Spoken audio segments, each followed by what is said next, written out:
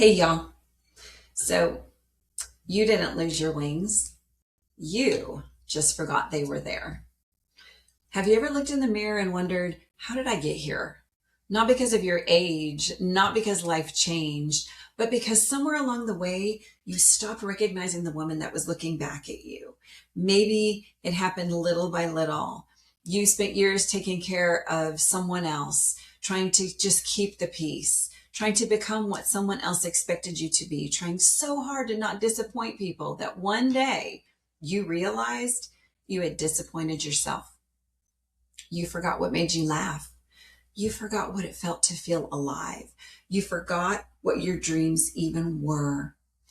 If that's where you are today, I want you to hear something. You're not broken, you're buried, and there is a big difference. The woman God created is still there. She is hidden beneath years of disappointment, criticism, fear, rejection, or simply surviving. We've all been there. We get stuck in survival mode and we hyper focus on something and then we just forget. We forget to look around and to look up.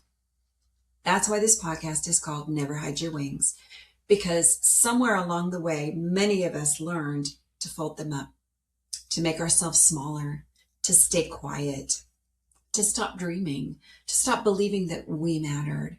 But God didn't create us that way. One of the biggest lessons that I have learned is this: healing isn't becoming someone new. Healing is remembering who God created you to be before the world convinced you otherwise. For me, that journey looked very different than I expected. When I walked away from years of living under someone else's expectations, I remember thinking, what now? I had spent so much time just trying to survive that I wasn't even sure what my future looked like anymore. I knew I had to rebuild my life, but I didn't know where to begin. Then God gently reminded me of something that I had completely forgotten. I have been in the real estate industry in one form or another since 1984. I have been licensed as a realtor since 2005, and I have been a broker since 2019. I hadn't lost my career. I had abandoned my gifts. I had simply allowed them to become smaller. I had let fear, life, pain, circumstances convince me to stop growing. The gifts were still there. They just needed room to breathe again. And for so many women, the same is true. You don't have to invent a brand new version of yourself. You simply need to rediscover the gifts God placed inside you years ago. Maybe you're creative. Maybe you're a teacher. Maybe you're an entrepreneur. Maybe you're a leader. Maybe you're a writer. Maybe you are the person who naturally encourages everyone around you. You lift other people up. Those gifts didn't disappear. They've just been waiting for you to believe in them again. But there's another lesson I learned. None of us are meant to rebuild alone. Healing does not happen in isolation. One of the greatest gifts God gave me during this season was coaching. Not because I didn't know real estate. I knew real estate. What I couldn't see were my own blind spots. Pain has a way of clouding your vision. Sometimes we become so close to our circumstances that we can't see the opportunities standing right in front of us. A good coach doesn't tell you what to become or who to become. A good coach helps you see what has been there all along. Sometimes that's a business coach. Sometimes it's a mentor. Sometimes it's a trusted friend. Sometimes it's a pastor or a counselor. God often uses people to help us recognize what we can't see on our own. And that's exactly what happened to me. As I rebuilt my business, something even bigger was happening. God wasn't rebuilding my career. He was rebuilding me. Every challenge was restoring my confidence. Every step was rebuilding my faith. Every victory reminded me that I was capable of far more than I had believed. Then one day I realized something that completely changed my perspective. Our mess becomes our vision.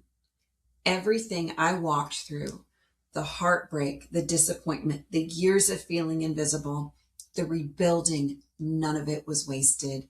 God was preparing me to become the woman I needed when I was at my lowest. Now I understand why. Because there are women everywhere who have forgotten who they are. Women who have been told they're not enough. Women who think it's too late to start over. Women who believe they've missed their purpose. And I want to be the voice that reminds them, you are still here. God is not finished with you. Your purpose didn't disappear because life got hard. Your gifts didn't expire because someone failed to appreciate them. Your calling didn't end because your marriage ended, or because your business slowed down, or because you've made mistakes. God is still writing your story. Walking out of the ashes of the life that I had allowed myself to settle for and stepping into God's purpose has been one of the hardest things that I've ever done. It has also been one of the most beautiful, the most freeing, the most life-giving experiences I have ever had.